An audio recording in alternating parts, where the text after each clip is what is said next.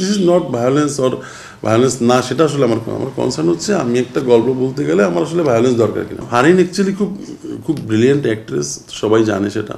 সে বারবার নিজেকে একজন দারুণ অভিনেত্রী হিসেবে দর্শকের সামনে নিয়ে এসেছে। একই সঙ্গে এইখানে এই যে চরিত্রটা, যে চরিত্রের অনেকগুলো লেয়ার আছে, এবং আমি বিশ্বাস করি ফারিনকে দেখে দর্শক চমকে যাবে।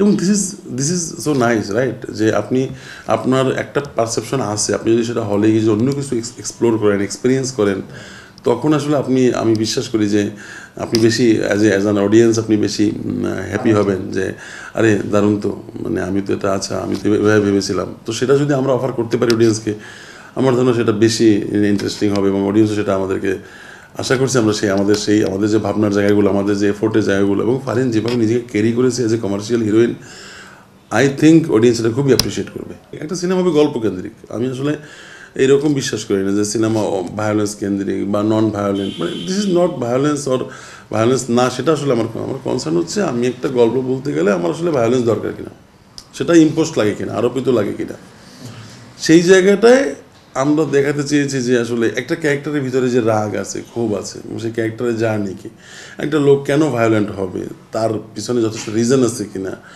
সেই জায়গাগুলো যদি আমি কনভিন্স হই যে এই জায়গায় একটা ক্যারেক্টার ভায়োলেন্ট হতে পারে, দেন সে ভায়োলেন্ট হবে, সেটা যদি গল্পে ডিমান্ড করে। কিন্তু সেটা আলাদা করে, মানে ভায়োলেন্সকে আমি আলাদা করে আমি সেল করতে চাই না। অ্যাকশন নিয়ে আমরা কখনোই, দেখুন, একটা সিনেমায় অ্যাকশনটা কী, আমি যেভাবে, মানে অ্যাকশন উইথ ইমোশন আমরা যেভাবে ডিজাইন করেছি। কারণ দেখুন, এখন অডিয়েন্স কী দেখে, জন উইক দেখে।